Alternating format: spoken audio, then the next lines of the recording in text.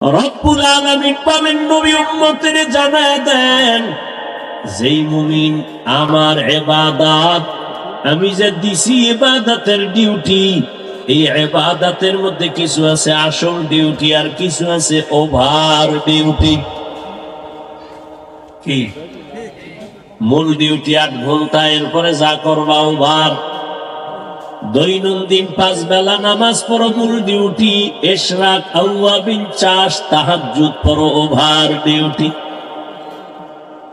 রমজানে রোজা রাখবা মূল ডিউটি, ভিন্ন সময় রোজা রাখো ওভার ডিউটি।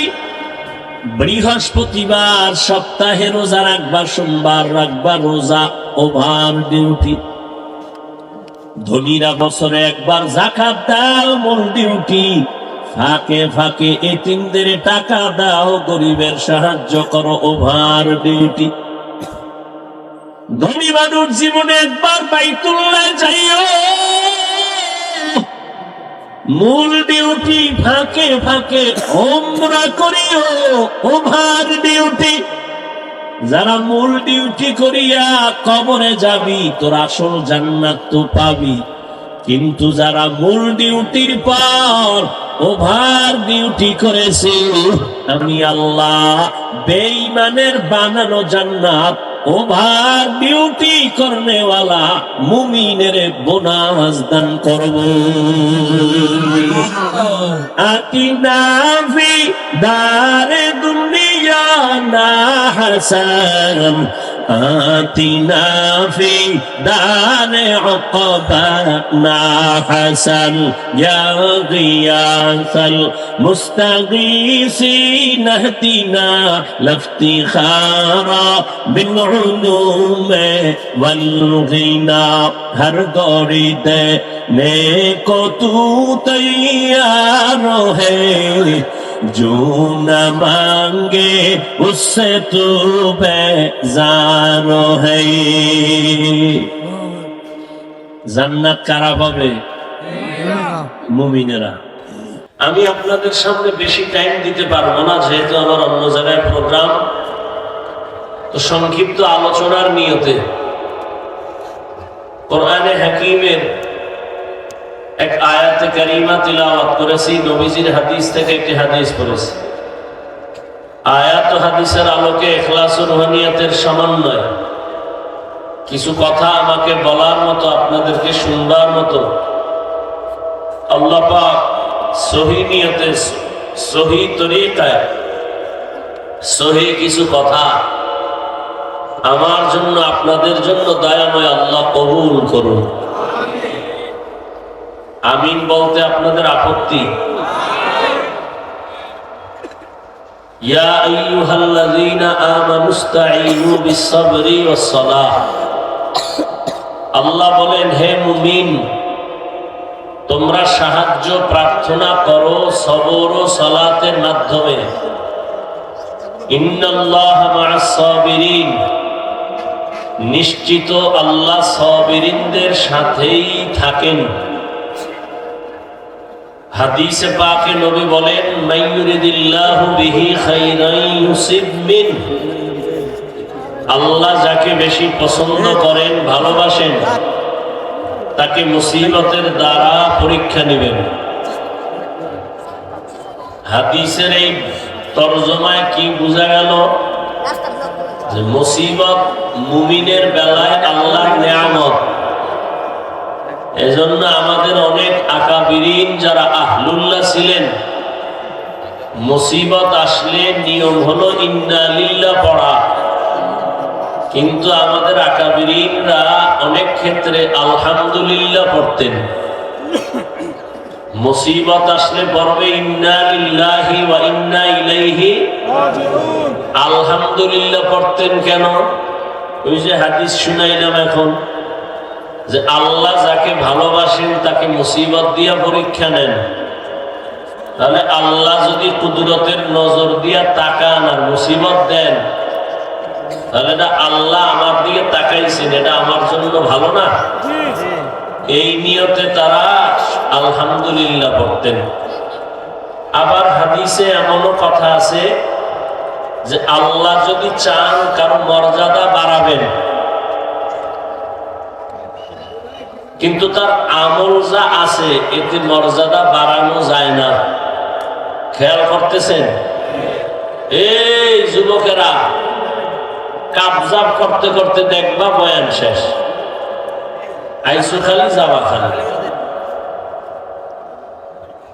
যারা পারেন বসেন, নিজেরও ক্ষতি করিয়েন না, অন্যেরও যেন ক্ষতি না হয়। ও ভাই, নিজের ক্ষতির জবাব দিতে হবে এই চিন্তাই ব্যস্ত। আর একজনের ক্ষতি করলে সেই হিসাব কেমনে দিবেন? কারো হক নষ্ট করেন না, কাউকে কষ্ট দেওয়া হারাম।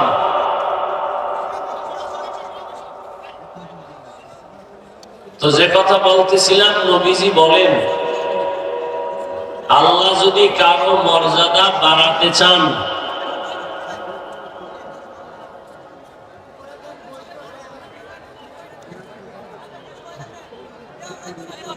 মর্যাদা বাড়ানোর জন্য যেই পরিমাণ আমলের প্রয়োজন, ওই পরিমাণ আমল কথা পায় না, নাই।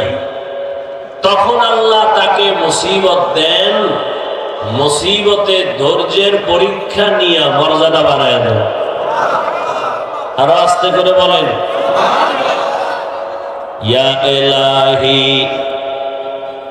তু মেরা মাবুদ হ্যায়, ইয়া ইলাহি তু মেরা মাশুক হ্যায়। তো মুসিবত আসাটা এটা নেয়ামত। বাকি হলো এই মুসিবত আসলে পাশ করার জন্য একটা পুঁজি লাগবে, এটা হলো ধৈর্য। ধৈর্য না থাকলে কোন পরীক্ষায় কামিয়াব হওয়া যাবে। আল্লাহ আমাদেরকে ধৈর্য ধারণকারীদের অন্তর্ভুক্ত করে দেন। একজন স্ত্রী আর স্বামী, মোটামুটি মেয়েটা ভালো বাবার মেয়ে। তো একদিন স্বামীর সাথে একান্তে কথা বলার সময় জিজ্ঞাসা করলো, এই স্বামী, তুমি আমাকে মহব্বত করো? বলে হ্যাঁ। বলে কি পরিমাণ? বলে এটার কোনো পরিমাণ নাই।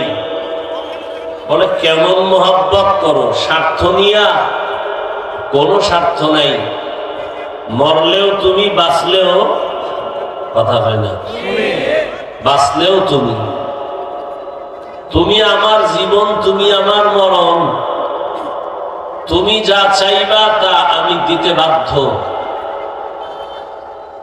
স্ত্রী নামাজি, আবেদা, সলেহা, পরীক্ষামূলকে জিগাইলেন, আসলে চাইলে দিবা?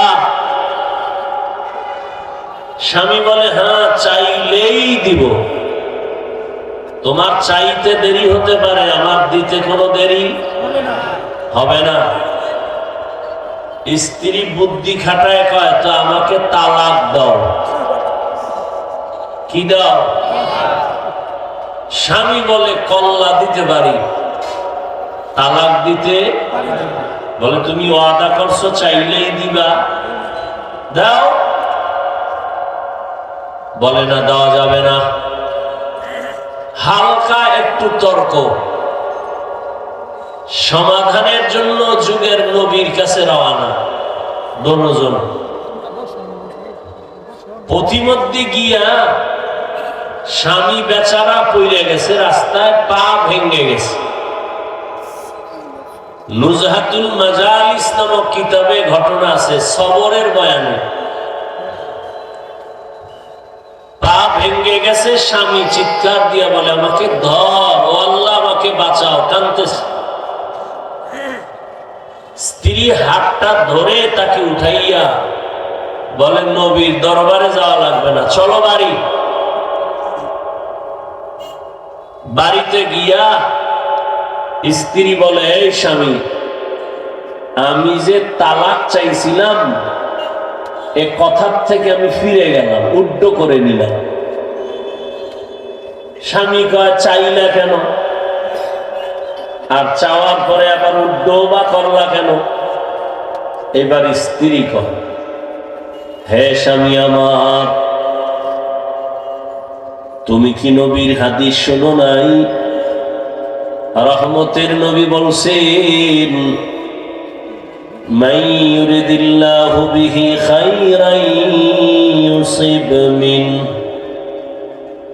আল্লাহ যাকে বেশি ভালোবাসবেন তার উপরে আল্লাহ মুসিবত দিয়া পরীক্ষা নেবেন। আমি আমার মা বাবার মায়া ত্যাগ করে তোমার সংসারে চলে আসছি, এত বছর আমি তোমার ঘর কাটাইছি, একটা কোনো মুসিবত দেখি নাই, কোনো কান্নার আওয়াজও পাই নাই। বুঝা গেল যেখানে মুসিবত নাই সেখানে আমার আল্লাহর দয়ার নজর নাই, যেখানে আমার আল্লাহর কুদরতি দয়ার নজর নাই ওই জায়গায় কোনো রহমত নাই, যেখানে আল্লাহর কোনো রহমত নাই আমি বান্দিও সেখানে নাই।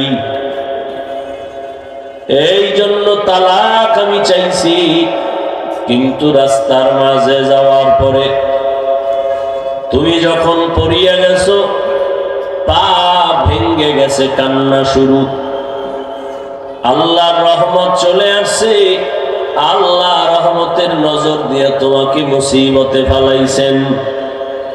মুসিবত আসছে তো আল্লাহর রহমত আসছে, যেখানে আল্লাহর রহমত আছে আমিও সেখানে আছি। এই জন্য তালাক চাইয়া ফিরাইয়া নিলাম। হাজার না 1 কোটির মধ্যে একজন মা কি এভাবে পাবেন? আর আপনি মা তো খুঁজেনও নাই, আপনি খুঁজছেন দানা কাটা ভরি। আর মোবাইলে যেই পরিমাণ আকাম করেন সারা রাত, দরওয়াজা জানালা বন্ধ করে, মাইয়া পোলার হক আদায়ের চিন্তা নাই, বউয়ের হক আদায়ের চিন্তা নাই, সারাটা রাত মোবাইলের হক আদায়ে কবিরা গুনাহ কবিরা গুনাহ কবিরা গুনাহ করে সারাটা রাত কাটান। মুহাম্মদের উম্মত না হইলে আপনি ঘুম থেকে উঠে দেখতেন আপনার চেহারাটা শুকর হয়ে গেছে। শুধু মুহাম্মদের উম্মত হওয়ার কারণে আপনাকে এখনো মানুষের মতো দেখা যায়, ভিতরটা আসলে আপনার মানুষের কায়দায় নাই, আপনার থেকে পশু ভালো। একটা কুত্তা ও বাচ্চার হক আদায় করে, একটা গরু বাচ্চার হক আদায় করে, আকাশের উড়ন্ত পাখি সারাদিন ঘুরা পেট বইরা বাচ্চার খানা নিয়ে বাসায় আসে। আশরাফুল মখলুক, তুমি এত খারাপ কেন? তোমার স্ত্রীর হকের চিন্তা করো না, সন্তানের হকের চিন্তা করো না, সারাটা রাত মোবাইল নিয়ে কবিরা গুনাহ করে কাটাইয়া নিজের চেহারাটা নষ্ট করে ফেললা, জীবন নষ্ট করে ফেললা, যৌবন নষ্ট করে দিলা। তোমার ভেতরে আর আছে কি? কিচ্ছু নাই, চোখের পাওয়ার নাই। এই মোবাইলকে কেন্দ্র করে তোমার হার্ট দুর্বল, এই মোবাইলের কারণে তোমার কিডনি ড্যামেজ, এই মোবাইলের কারণে তোমার ব্রেন দুর্বল, এই মোবাইলের কারণে তোমার চোখের পাওয়ার দুর্বল, এই মোবাইলের কারণে তোমার লেখাপড়া ধ্বংস, এই মোবাইলের কারণে কত যুবক মায়ের সাথে রাতধারী আর বেয়াদবি করেছো, এই মোবাইলকে কেন্দ্র করে বাবার সাথে কত সন্তান বেয়াদবি করেছো, এই মোবাইলকে কেন্দ্র করে কত ছাত্র শিক্ষকের সাথে বেয়াদবি করেছো, এই মোবাইলকে কেন্দ্র করে কত মুরব্বীর সাথে গাদ্দারি করেছো। তোমার মধ্যে আছে বলতে কিছুই নেই, শুধু আত্মা আছে, রুহটা আছে, ওটা চলে গেলে তুই শেষ। চরিত্র নাই, যৌবন নাই, জীবন নাই, লেখাপড়া নাই, আছে বলতে তোমার মধ্যে কিছুই নেই। চেহারা দিয়ে তাকাইলে মনে হয় কি আর বলবো, ভালোর জন্য বলতেছি, মনে বড় কষ্ট।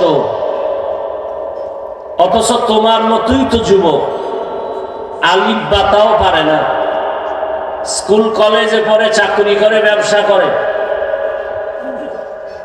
5 ওয়াক্ত নামাজও পড়ে, দাড়িওয়ালা, এরকম নাই? আর তোমাকে কি বয়ান করব? তোমার জন্য জীবনের এই একটা বয়ানই যথেষ্ট। ঘরের দরজা জানালা আটকাইয়া, এই যুবক, বাসায় গিয়া দরজা জানালা আটকাইয়া অন্ধকার করবি, বাতি জ্বালাবি না।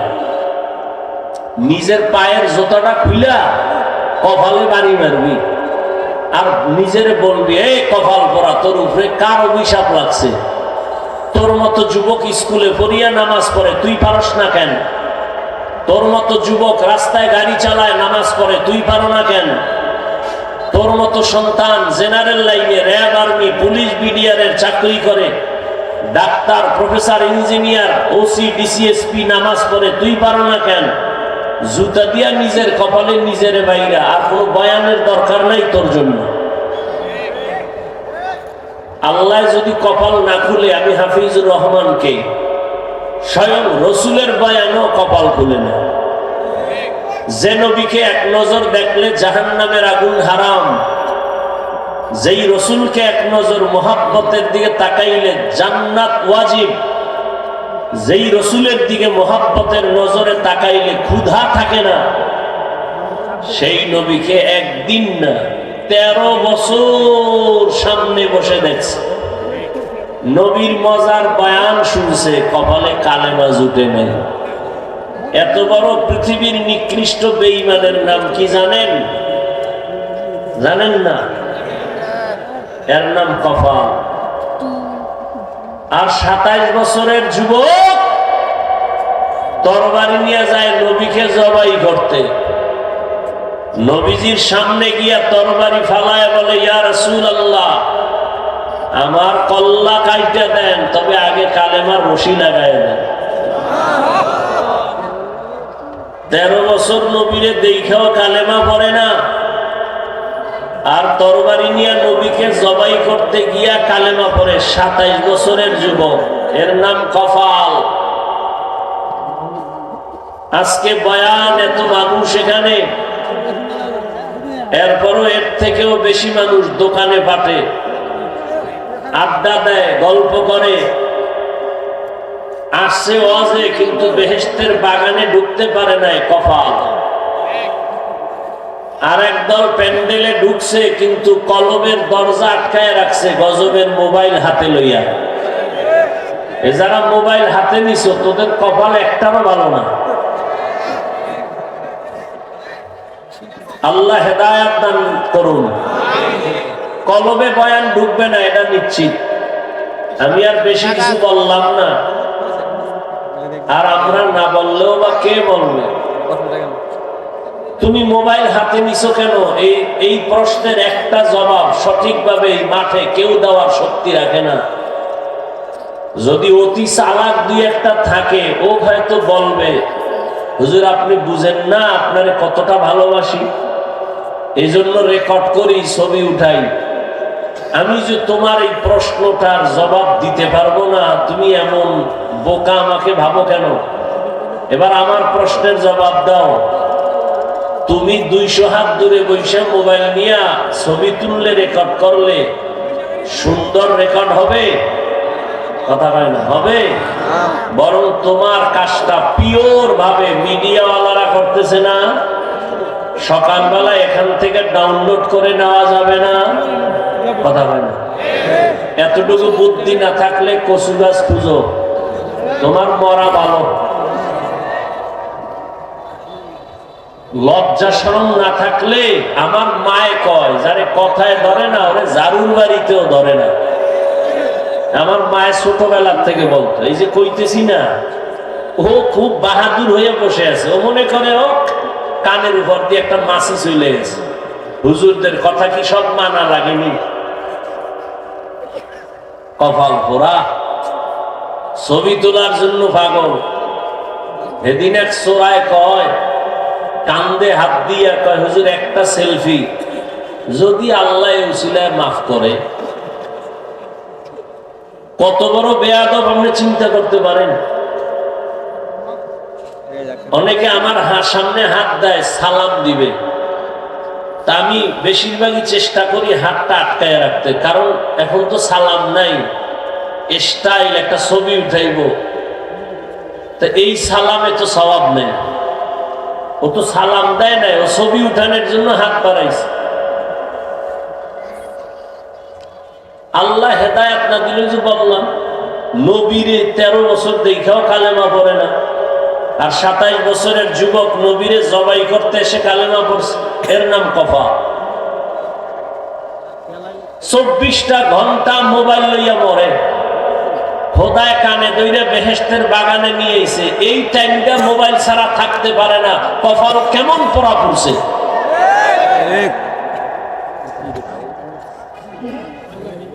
আল্লাহ আপনি হেদায়েত দান করুন। বলে গেলাম, মানবা না মানবা সেটা তোমার বেলা, তোমার চিন্তা, আমার চিন্তা আমি বলবো কিনা। আল্লাহর আদালতে আমাকেও জবাব দিতে হবে। এই হাফিজুর রহমান, দুনিয়াতে তো আরো বড় আলেমও তোর পাশে বইয়েছিল, কিন্তু তোর কণ্ঠের মধ্যে আমি যে একটা নিয়ামত দিছি, হাজারো মানুষ তোর সামনে আসে, তুই চাইলে তো হক কথাটা বলতে পারতি, তুই বললি না কেন? এই প্রশ্নের জন্য জবাবটা এখন রেডি করে গেলাম। মানবেন কিনা সে জবাব আপনার। আল্লাহর কাছে আমার জবাব কি দেব সেটা রেডি করে গেলাম। আপনি কি জবাব দিবেন আপনারটা আপনি রেডি করেন। ইয়া আইয়ুহাল্লাযীনা আমানুস্তাঈনু বিস-সাবরি ওয়াস-সালাহ ইন্নাল্লাহা মা'আস-সাবিরিন। আল্লাহ বলেন, হে মুমিন, সাহায্য প্রার্থনা করো সবর ও সালাতের মাধ্যমে। সাহায্য চাইতে আল্লাহ বলেছেন,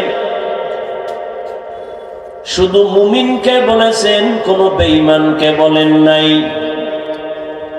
প্রশ্ন হলো, আল্লাহ সাহায্য কেন চাইতে বললেন এবং মুমিনকে কেন বলেছেন, বেঈমানকে কেন বলেন নাই? কারণ দুনিয়াতে যত বেঈমান বিধর্মী সব আমার আল্লাহর বানানো বান্দা। না আর একজন? হিন্দু কার বান্দা? বৌদ্ধ ধর্মের মানুষ কার বান্দা? ইহুদি ধর্মের মানুষ কার বান্দা? দুনিয়ার সব মানুষ। পয়গম্বর আদম আমাদের আদি পিতা, ওই আদম নবীর সন্তান হিসেবে দুনিয়াতে আমরা যারা আছি সবাই ভাই ভাই। বাবা হিসাবে আদম নবীর সন্তান হিসেবে হিন্দু আমাদের ভাই, বৌদ্ধ ধর্মের মানুষ আমাদের ভাই, ইহুদিরাও ভাই। তবে ঈমানের মাপে যদি দাঁড়ায় যায়, ঈমানের স্কেলে আমরা মুমিন আর এক মুমিনের ভাই। हकीकत से तो दुनिया बेखबर है, दुनिया की नुमाइश पर नजर है। नबी गुयम के अज दुनिया जुदा बाश, बहरकारी के बाशी बा खुदा बाश। দুনিয়ার সব মানুষ আল্লাহর বান্দা। ও আল্লাহ, শুধু মুমিনকে সাহায্য চাইতে কেন বলছেন, বেঈমানকে কেন বলেন নাই? প্রশ্নের সংক্ষিপ্ত জবাব, জান্নাত শুধু মুমিন পাবে, কোন বেঈমান কখনো জান্নাত পাবে না। কোন বেঈমান জান্নাত পাবে না। কারা পাবে? জবান খুলেন, কারা পাবে? একমাত্র মুমিন জান্নাত পাবে। আর এই মুমিন যে জান্নাত পাবে, এটাও কিন্তু সহজে পাবে না, বহু পেটের বাড়ি খাওয়ার পরে পাবে। তা কেমনে বুঝাইতে গেলে তো অনেক দূরে চলে যেতে হবে। দুনিয়ার কোন বেঈমান কখনো জান্নাত পাবে না, কিন্তু হাদিসে নবী বলেন, জমিনে যত মানুষ সবার নামে জান্নাতে আলাদা আলাদা রেজিস্ট্রি করা বাড়িতে নাম লেখা আছে। দারে ফেরাউন, এটা ফেরাউনের বাড়ি। দারে নমরুদ। জান্নাতে নমরুদের নামে একটা বাড়ি আছে, সবার নামে। কারুনের নামে জান্নাতে বাড়ি আছে, সাদ্দাদের নামে জান্নাতে বাড়ি আছে। দুনিয়ার সব মুমিন ও বেঈমানের নামে নামে নামে নামে আলাদা আলাদা বাড়ি আল্লাহ রেখেছেন, নবী বলেন। কিন্তু এটাও ফাইনাল, মুমিন ছাড়া কেউ কখনো জান্নাত পাবে না। প্রশ্ন, হে মালিক, বেঈমানের নামে যে জান্নাতে বাড়ি আছে এগুলো কি হবে? ওরা তো পাবে না। রব্বুল আলামিন বলেন, নবী উম্মতের জানায় দেন, যেই মুমিন আমার ইবাদত, আমি যে দিছি ইবাদতের ডিউটি, এই ইবাদতের মধ্যে কিছু আছে আসল ডিউটি আর কিছু আছে ওভার ডিউটি। কি মূল ডিউটি 8 ঘন্টা, এরপরে যা করবা ওভার। দৈনন্দিন 5 বেলা নামাজ পড়ো, মূল ডিউটি। ইশরাক, আওয়াবিন, চাষ, তাহাজ্জুদ পড়ো, ওভার ডিউটি। রমজানে রোজা রাখবা, মূল ডিউটি। ভিন্ন সময় রোজা রাখো, ওভার ডিউটি। বৃহস্পতিবার সপ্তাহে রোজা রাখবা, সোমবার রাখবা রোজা, ওভার ডিউটি। ধনীরা বছরে একবার যাকাত দাও, মূল ডিউটি। ফাঁকে ফাঁকে এতিমদের টাকা দাও, গরিবের সাহায্য করো, ওভার ডিউটি। ধনী মানুষ জীবনে একবার বাইতুল্লাহ যাইও, মূল ডিউটি। ফাঁকে ফাঁকে ওমরা করিও, ওভার ডিউটি। যারা মূল ডিউটি করিয়া কবরে যাবি, তোর আসল জান্নাত তো পাবি। কিন্তু যারা মূল ডিউটির পর ওভার ডিউটি করেছে, আমি আল্লাহ বেঈমানের বানানো জান্নাত ওভার ডিউটি করনেওয়ালা মুমিনের বোনাস দান করব। আতিনা ফি দারে দুনিয়া না হাসান, আতিনা ফি দারে উকবা না হাসান, ইয়া গিয়াসাল মুস্তাগীসিন ইহদিনা লাফতিখারা বিল উলুম ওয়াল গিনা। हर गौरी देने को तू तैयार है, जो न मांगे उससे तू बेजार है। জান্নাত কারা পাবে? মুমিনেরা। আপনি চিন্তা করবেন, যে ছোট জান্নাত পাবে সে 10 দুনিয়ার সমান। তাহলে আমার আর বোনাসের দরকার কি? হ্যাঁ, দুনিয়ার কোটিপতিওয়ালাদের জিজ্ঞাসা করেন, তোমার বাড়ি কয় টাকায়? 7টা। আরো কোরবানি কয়? আরো চাই। আরে তোমার মাইয়া কয় না? কয় একটা। ছেলে কয় না? একটা। কারণ কি বাড়াও না কেন? কয় ছেলে হোক মেয়ে হোক দুটাই যথেষ্ট, দুটোর বেশি নয়, একটা হলে ভালো হয়, না হইলে আরো ভালো। তাহলে তোমার মাইয়া পোলা সহ তুমি 4-5 জন, তোমার তো এক ফ্লোরের একটা বাড়ির বেশি লাগে না। তুমি 7টা বানাইয়া আবার কেন জিব্বা বের করে রাখছো? আরো বানাবা। ঢাকায় বাড়ি করছো, মোমেনশাহী শহরে বাড়ি, কক্সেস বাজারে বাড়ি, বিভিন্ন জায়গা, আবার বিদেশ গেছো, কানাডায় বাড়ি, সিঙ্গাপুরে বাড়ি, মালয়েশিয়া বাড়ি। এত কেন চাও? কোনো জবাব নাই, শুধু মনে চায় আরো করি। জান্নাতীরা জান্নাতে যখন ঢুকবে, একটা জান্নাত পাওয়ার পর অন্তর চাইবে, হে মালিক,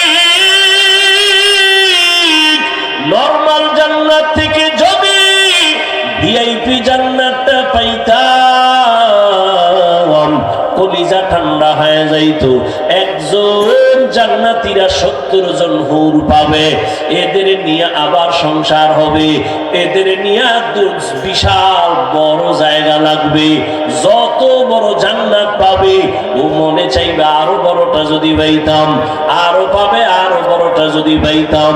মনের আশা আর শখ কখনো মিটবে না। ওই জান্নাত পাওয়ার জন্য আল্লাহ পাক রব্বুল আলামিন বলেন, বান্দা যত ওভার ডিউটি করবি ভিআইপি জান্নাত পাবি।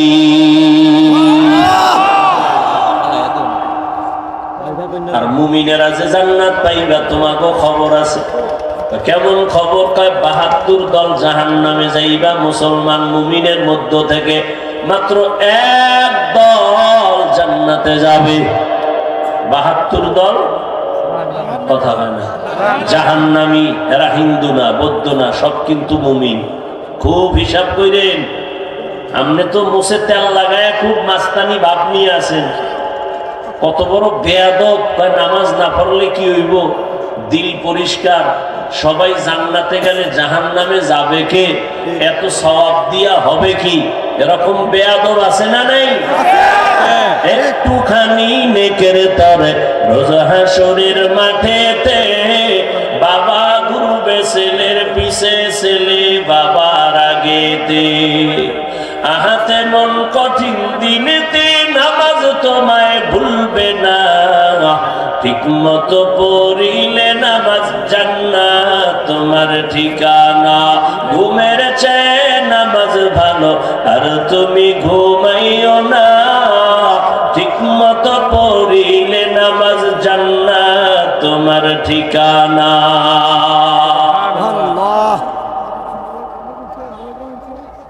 ৭২ দল জাহান্নামে যাবে। এরা কি বেঈমান? সব কিন্তু মুমিন। এই প্যান্ডেলই বসা আছে, এখান থেকেই ৭২ দল রেডি। এত মানুষ এখানে হাজির।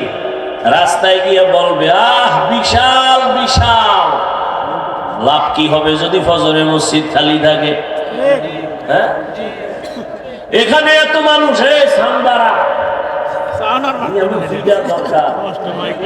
মার্কেট হবে কেন? দোকান হবে কেন? খেলনার দোকান হবে কেন? সেই দোকানে যুবতী মেয়ে ঢুকবে কেন? কারণ কি? কি হচ্ছে এগুলো? ওয়াজকে কেন্দ্র করে দোকানপাট হবে কেন? যুবক যুবতী অবাধে কবিরা গুনাহ করবে কেন?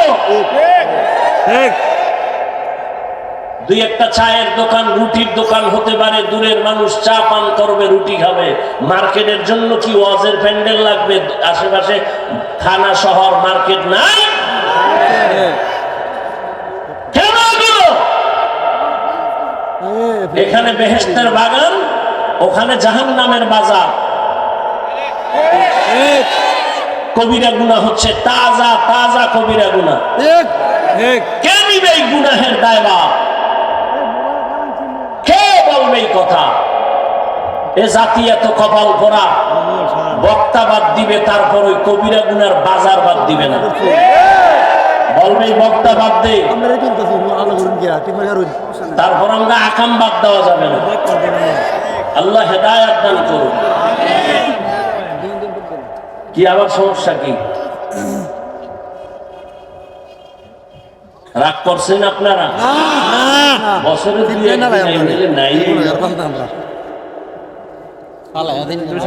এক সময় তো ঘুরছি ইচ্ছার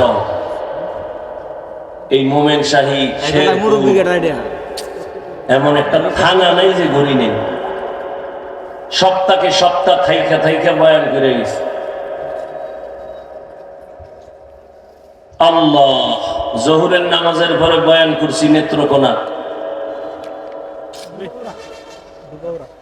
এখানে আসছে আসরের সময়, দোবাউড়া না? কালকে আবার জোহরের সময় বয়ান সিলেট আলিয়া মাঠে। দৌড়াইতেছি কুত্তার মতো। একটা মানুষ নিয়ে দিনের পথে আসে। আর কি আমাদের পাওয়ার কি আছে? আমরা প্রধান উপদেষ্টা হব? হ্যাঁ, দরকার আছে ওই প্যারা মাথায় নেওয়া? সম্ভব? এখানে মাইয়া, ওখানে মাইয়া, এই ছবি এই ছবি, এ কোনো আলেমের দ্বারা সম্ভব না। দরকার নাই, দেশ তোমরা চালাও, তবে জুলুম করলে আবার আন্দোলন হবে। জালেমের ছাড় দেওয়া হবে না,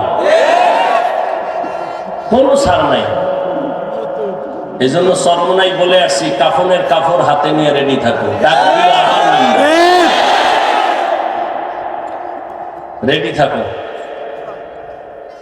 নাকে তেল লাগায় আরামে ঘুমাবা, সেদিন ইসলামের স্বাধীন হবে যেদিন, নাকে তেল লাগায় আরামে ঘুমাবা স্বাধীন। এদেশে মাদ্রাসা মসজিদে কমিটির মধ্যে সুদখোর বেনামাজি থাকবে না যেদিন। আল্লাহ হেদায়াত দান করুন। 20 বছর ডাউলের পানি আদা দুধি খাইয়া 24 ঘন্টা কোরআন শরীফ নিয়ে গবেষণা। এরপরে আল্লাহ হুজুর দোয়ায় মাওলানা বানাই আপনাদের সামনে আছে। বেনামাজি সুদখোর যদি কয় হুজুর বয়ান এমন করেন, আরে কেমন জুতা দরকার বেশি কইরা। আল্লাহ হেদায়াত দান করুন, আমিন আমিন। বয়ান শিখায় আমগো বেনামাজি। হুজুর কোরআন হাদিসের বাইরে কিছু কইেন না, তুই বাইরের আর ভিতরের কি বুঝো? ঠিক ঠিক, আল্লাহ হেদায়েত করুক। কোরআন হাদিসের ভিতরের বয়ান করলে পচা রাজনীতির বিরুদ্ধে বয়ান করা লাগে। ঠিক কি কোরআন হাদিসের ভিতরের বয়ান করলে তাজা সুদখোরের বিরুদ্ধে বয়ান করা লাগে। এই জাতির ব্রেন গেছে নষ্ট হইয়া। এই জাতি কি মনে করে জানেন? ধর্ম একটা, ইসলাম ধর্ম আলাদা আর রাজনীতি আলাদা। ঠিক মানে এর সাথে কোনো সম্পর্ক নাই। ঠিক, বরং ইসলামী রাষ্ট্রনীতি, রাষ্ট্রনীতি ইসলাম। ঠিক। এই সব ধান্দাবাজার চান্দাবাজেরা এরা জানে ইসলামী সঠিক, শান্তি দিতে পারে, এর বাইরে কেউ পারে না। জানে, মানে না কেন? মানলে চুরি করতে পারবে না, দুর্নীতি করতে পারবে না, এই জন্য মানে না। এই যে আপনাদের রানিং চেয়ারম্যান, এই যে হেদায়েতুল্লাহ আজাদী বর্তমান রানিং চেয়ারম্যান, এরকম আরো চেয়ারম্যান আছে বাংলাদেশে, আলেম, খোঁজ নেন। মানুষের বরাদ্দ সরকারি চাউলগুলো মেপে মেপে বাড়ি বাড়ি পৌঁছায়া দেয়। আলেম জনগণের দায়িত্ব পেলে কিছু হোক বা না হোক, চুরি হবে না, দুর্নীতি হবে না। এই মাঠ পর্যন্ত ঠিক থাকলেই হবে, বাইরে আর ঠিকের দরকার নেই। আল্লাহ হেদায়েত দান করুন। শিয়ালের হাতে মুরগি দিয়ে কয় 3 দিন আমানত। শিয়াল কয় 3 দিন কেন? দোয়াও চাই, মাফও চাই। 1 সেকেন্ডও না, জিন্দা কেন? মরাও দেওয়া যাবে না। শিয়ালের হাতে মুরগি রাখলে যা হয়, ধর্মের চাবি বেনামাজি আর সুদখোরের হাতে দিলে তাই হয়। দিছে কে? যেই তলে ঠিক কইলা বেনামাজির হাতে ধর্মের চাবি দিছে কারা? কারা দিছে? হ্যাঁ, তা তোমরা দিলে আর সরকারের গালি দাও কেন? চিল্লাইছো ইসলাম চাই, ভোটের আগের রাত্রে পচা পায়খানা নামের টাকা খাইয়া সকালবেলা কেবলা ঘুরাই দিয়ে টিপ মাস। কেবলা এটা না, আর একদিক এই হারামখোর না। চেয়ারম্যান হইয়া চিন্তা করে আমার দি খাওয়াইলাম এই জনগণের গোড়াইতে, আমি খাবো কি? জনগণ খা, আমাকে কপালে যেটি আইব ঢাকার তেডি তুই খা। চলতেছে তো এগুলি। চেয়ারম্যানের গালি দেন কেন? চেয়ারম্যানেরটা খাইছি না, আপনারটা চেয়ারম্যান খাইবে না? নিয়ম তো এইটাই। আপনি চেয়ারম্যানের ঘুষখোর কোন কেন? সুদখোর বলেন কেন? গালি দেন কেন? গালি আপনাকে দেন। ওই যে একটু আগে বলছি, যুবক দরজা জানালা আটকাইয়া নিজের কপালে মারো। সাউন্ড কম করুন। ইয়া আইয়ুহাল্লাযীনা আমানুস্তাঈনু বিস-সাবরি ওয়াস-সালাহ ইন্নাল্লাহা মা'আস-সাবিরিন। কষ্ট পাইছেন অনেক, কথা বলি খুব হার্ড, আল্লাহর ওয়াস্তে মাপ চাই, আল্লাহর ওয়াস্তে মাপ চাই। জাহান্নাম থেকে বাঁচাবার জন্য বলছে। আপনার লাগে আমার দ্বন্দ্ব আছে কোন? আবার আপনি মুসলমান, আমিও। আপনার আল্লাহ আমার আল্লাহ দুই না এক?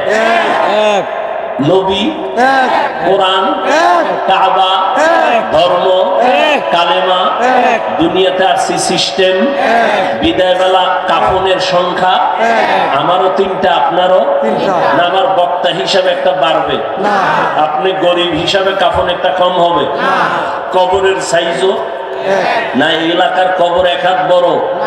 সব এক। কবরে প্রশ্ন হবে তিনটা, তাও কি? রবের পরিচয় দাও, ধর্মের পরিচয় দাও, রহমাতুল্লিল আলামিনের পরিচয় দাও। তাহলে আপনার আমার আল্লাহ এক, নবী এক, কোরআন এক, কাবা এক, ধর্ম এক, কালেমা এক, লেবাস কেন আলাদা?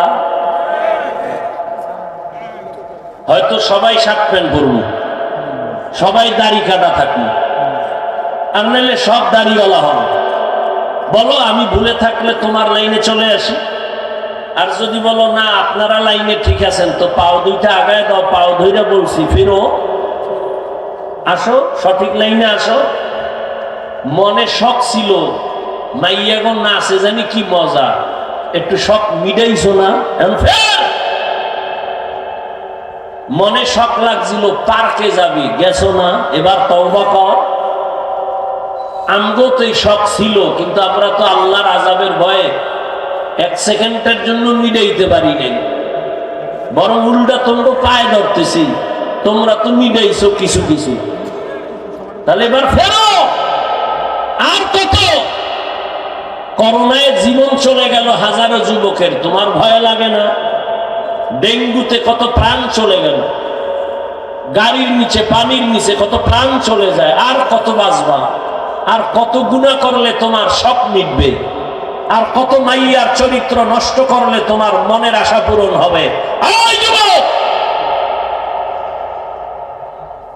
আর কত নেগেট দেখলে তোর কলিজা ঠান্ডা হবে? তুই কি ক্যান্সার হয়ে মরতে চাও? তুই কি গাড়ির তলে পড়ে মরতে চাও? যদি তাই না চাও, তাহলে সীমানার মধ্যে থেকে তওবা কর। গুনাহ কইরা সীমা লঙ্ঘন হলেই আসমান থেকে ফয়সালা নেমে আসবে। অত দূর যাস না, পায়ে ধরে বলছি, অত দূর যাস না। যদ্দূর গেছো ফের তওবা কর। খালি একটা বুঝতে মনে রে, যে হাফিজ ভাই তো কয় না টুপি পইরা স্কুলে তালা মাইরা কওমি মাদ্রাসায় যা। আমি একবার বলছি না, আমি কি বলছি? স্কুলে পড়ো, কলেজে পড়ো, চাকরি করো, ব্যবসা করো, কোনো বাধা নাই। তুমি ডাক্তার হও, ইঞ্জিনিয়ার হও, প্রফেসর হও, একজন ব্যবসায়ী হও, তুমি একজন ডাক্তার হও, একজন ওসি হও, ডিসি হও, এসপি হও, তুমি একজন চাকরিজীবী হও। তবে আমার দাবি, রে যুবক, ডাক্তার হইও কিন্তু বেয়াদব হইও না, ইঞ্জিনিয়ার হইও তবে বেয়াদব হইও না। বেয়াদবি কইরা জীবনে যদি ডাক্তার হও, তাসলিমার মতো জুতা খাইয়া পালাবি, কপালে শান্তি পাবি না। জিন্দেগি মে বন্দগি তু কর নহি, জিন্দেগি মে বন্দগি তু কর নহি, जिंदगी बे बंदगी शर्मिंदा है, जिंदगी बे बंदगी शर्मिंदा है। यहाँ हम सब मुसाफिर, दिल ना लगा अहले दिल की से रूह करता जा, शाह दौलत सब फकीर गर नेक नहीं, शाह दौलत सब फकीर गर नेक नहीं। जिंदगी में बंदगी तू कर जिंदगी में बंदगी तू कर नहीं, जिंदगी में बंदगी शर्मिंदा है, जिंदगी में बंदगी शर्मिंदा है, जिंदगी में বন্দেগি কুন বন্দেগি বন্দেগি বে জিন্দেগি শর্মিন্দগি। আল্লাহ তাআলা বলেন মুমিন সাহায্য প্রার্থনা করো। এবার প্রশ্ন হলো কেন? কেন? সাহায্য তো ওই ব্যক্তির দরকার যে একা একা চলতে পারে না, দুর্বল, ঠিক না? আল্লাহ বলেন মুমিন সাহায্য প্রার্থনা করিও। ও আল্লাহ, কেন মুমিন সাহায্য চাইবে? দুর্বল ছাড়া তো সাহায্য কারো লাগে না। একা একা যে চলতে পারে না, তার তো অন্যের সাহায্য প্রয়োজন। মুমিন কেন সাহায্য চাইবে? আল্লাহ কয় আমি তোরে সৃষ্টিগতভাবে দুর্বল করে বানাইছি। ওয়াখুলিকাল ইনসানু যায়ীফা। মানুষের মতো দুর্বল কোন প্রাণী আমি বানাইনি। ও মানুষ, তুমি সৃষ্টিগত এত দুর্বল। একটা মশার কাছেও তুমি দুর্বল, একটা মাছির কাছে দুর্বল, একটা পিপিলিকার কাছেও তুমি দুর্বল। পিপিলিকায় যদি মেজাজ গরম করে, এক লোকমা খানা জাতি মুখে দেওয়া যাবে না। মশায় যদি মেজাজ গরম করে দেয়, এক রাতে বান্দা আরামে ঘুমাইতে পারবা না। মানুষ, তুমি খানার বেলায় দুর্বল, ঘুমের বেলায় দুর্বল, চলার বেলায় দুর্বল। নদী সমুদ্রে বড় বড় নীল তিমি, এক একটা নীল তিমির প্রতিদিনের খাদ্য তালিকা 1000 কেজি চিংড়ি মাছ খায়। সুবহানাল্লাহ। না সুবহানাল্লাহ। কেমনে যেই পরিমাণ বিড়ি টানো, নিশা, কাঁচা, গীবত, শেখায়াত, গালাগালি, এই জবানে সুবহানাল্লাহ আসতে তো সময়ের দরকার। এক একটা নীল তিমির জন্য প্রতিদিনের খাদ্য তালিকা কত মাছ? 1000 কেজি চিংড়ি মাছ। ঢাকা চিড়িয়াখানায় যাও, এক একটা বাঘের প্রতিদিনের খাদ্য হলো 17 কেজি গোশত। মোমেন শাহী আছে নাকি এমন কোন খাদক 3 বেলায় 17 কেজি মারবে? আছে না? না থাকলে না পারলেও কিন্তু ধাক্কা ধাক্কি কম চলে না। কি এই যত মামলা হামলা, খাই খাই কোম্পানি ঠিক রাখার জন্য। কারে মেরে কে খাবে? এই পাগল। ডাক্তার কয় মিষ্টি খাবি না, হারাম, তাড়াতাড়ি মরবি।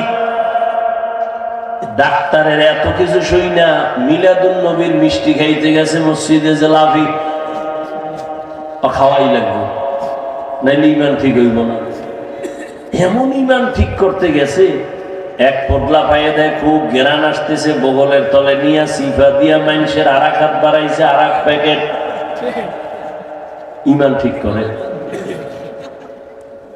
আর একজন পিছন দিয়ে তাকায় দেখে আমি একটাই ভাই নাই, ও একটা বগলে লইয়া আর একটা টানতেছে, বগলেরটা দুইটা টান মারছে। যখন টান দিছে দুইজনে লাগছে ধুম কিলাকিলি, এমন কিলাকিলি, ধাক্কা ধাক্কি চলছে, কেউ কাউরে ছাড়ে না।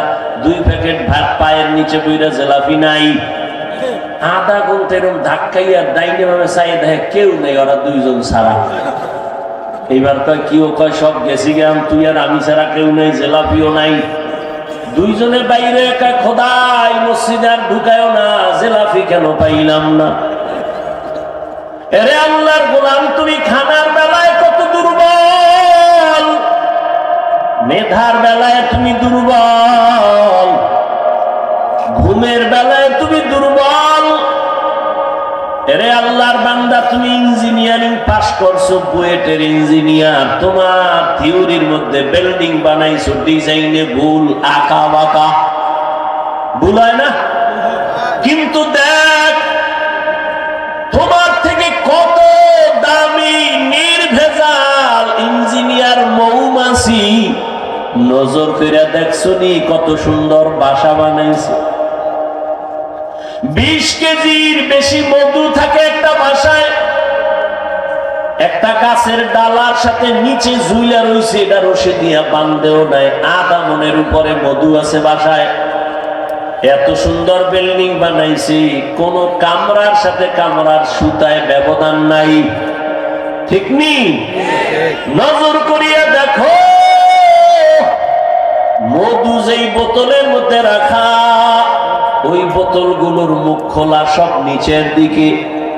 তাকায়া দেখছো নিরে মানুষ, এক ফোঁটা মধু কখনো গড়াইয়াও পড়ে নাই, ঠিক নেই?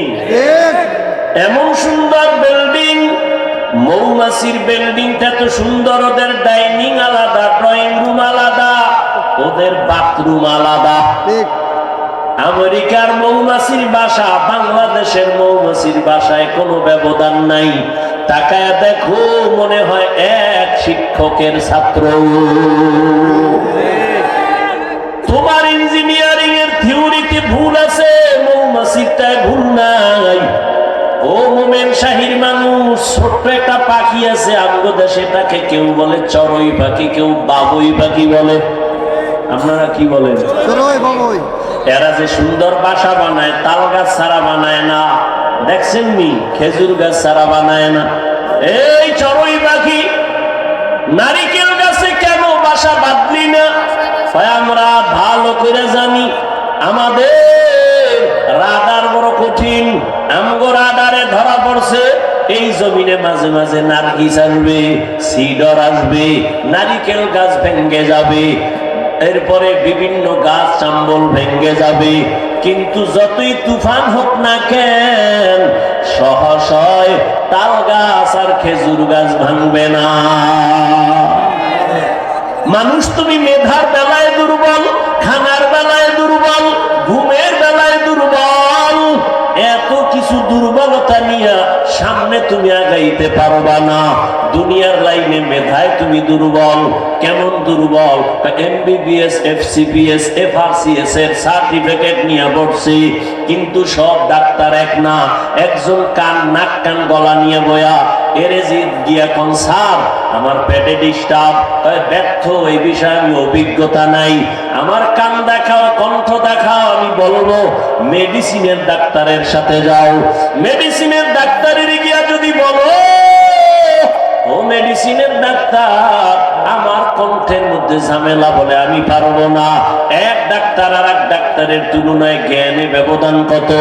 এরে নবীর আশিক, আবার ধর্মীয় লাইনে দেখো কত দুর্বল। যে কোরআন পড়তে পারে না, কোরআন পড়নেওয়ালার কাছে দুর্বল। আবার যে কোরআন পড়তে পারে, যে কোরআনের তরজমা পারে, শুধু পড়নেওয়ালা তরজমাওয়ালার কাছে দুর্বল। আর একজনে তরজমার পরে ব্যাখ্যাও জানে, ওই বান্দার কাছে তরজমাওয়ালা দুর্বল। আবার একজনে তাফসীর জানে, কিন্তু আয়াত হাদিস দিয়া ফতোয়া দিতে পারে না, মুফতি সাহেবের কাছে তাফসীরওয়ালা দুর্বল। দুনিয়াতে একে অন্যের বেলায় দুর্বল, মেধার বেলায় দুর্বল, খানার বেলায় দুর্বল, বুদ্ধির বেলায় দুর্বল, চলার বেলায় দুর্বল। এই দুর্বলতা নিয়ে বান্দা তুমি জান্নাতের পথে আগাইতে পারবা না। আবার যেই জমিন দিয়ে হাঁটবা, ওই জমিনটা বড় নাপাক। যেদিকেই তাকাও সেদিকেই শুধু গুনাহ, গুনাহ, গুনাহ। ডানে তাকাইয়া দেখো গুনাহ, গুনার ফ্যাক্টরি পকেটের মধ্যে নিয়ে চলতেছ রে যুবক।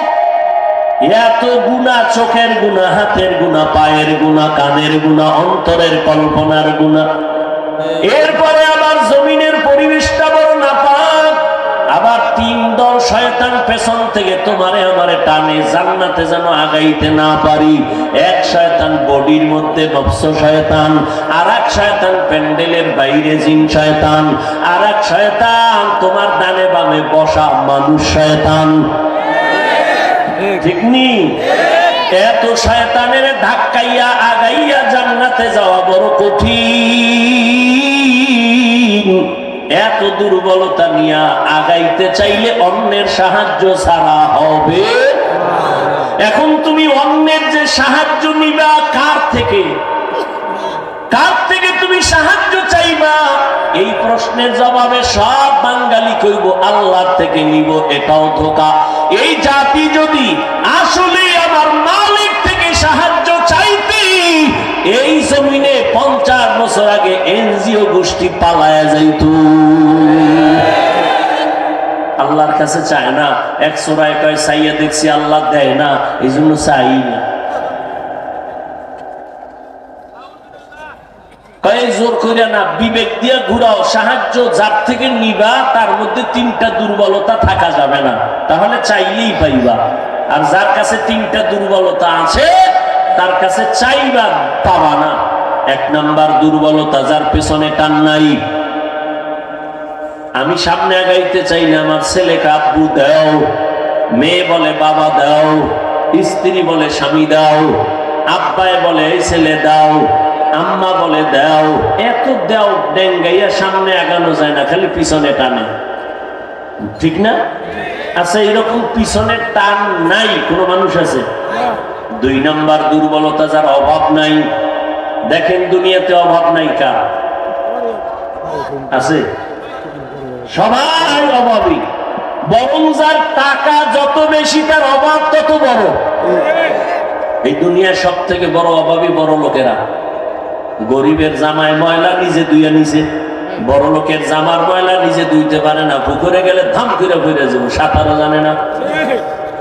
কি বড় লোকের বাড়ির কাজ করে গরিবেরা? গরিব যদি বড় লোকের কাজ 1 সপ্তাহ বন্ধ করে দেয়, 5 তলা বিল্ডিং গরুর গোয়াল গল হয়ে যাবে। জুতাটাও মুছে দেয় গরিব, খানা পাকায় দেয় গরিব, বউর হাতের খানাও কপালে নাই, ওই কপাল ভরা। চৌধুরী বংশের মাইয়া আছে তো, আগুনের কাছে গেলে চেহারা ঝলস হয়ে যাবে। এজন্য কাজের মাইয়া পাকায় দেয়। যে বাথরুম করে ঠিক মতো অজু করে না, এর হাতের পাক খাইয়া কত বাহাদুরি। তাহলে বড় লোক অভাবী না? গরিবের অভাব 100 টাকায় শেষ, বড় লোকের অভাব 1,00,000 টাকায় শেষ হয় না। কি তাহলে অভাব ছাড়া কোনো মানুষ? দ্বিতীয় 3 নাম্বার, যার কোনো স্বার্থ নাই। দেখেন তো স্বার্থ নেই এমন কে আছে? বলেন বলেন, আছে কেউ? আমি 2 জন লোক পাইছি, খেয়াল করেন, 2টা লোক পাইছিলাম স্বার্থ নেই। একজন পাইছি আমার মা, আর একজন পাইছি বাবা। কিন্তু সোনার বাংলায় তাকায় দেখলাম এটার গ্যারান্টি নাই। কারণ স্বার্থের টানে পড়ে সন্তান মাকে জবাই দেয়, সন্তান মা বাবারে জবাই করে, থানায় গিয়া মামলা দেয়। সন্তান বিপদে পড়ছে, বাবায় কয় আমি সন্তানের চিনেই না। ঢাকার এই বাংলাদেশের ইতিহাস, বাবা তার আপন মেয়েটাকে হোটেলে ঢুকাইয়া কয় আজকের রাতের জন্য তুই আমার কাছে স্ত্রীর মতো। নাউজুবিল্লাহ, আইয়ে না? কত বড় নিকৃষ্ট বাবা।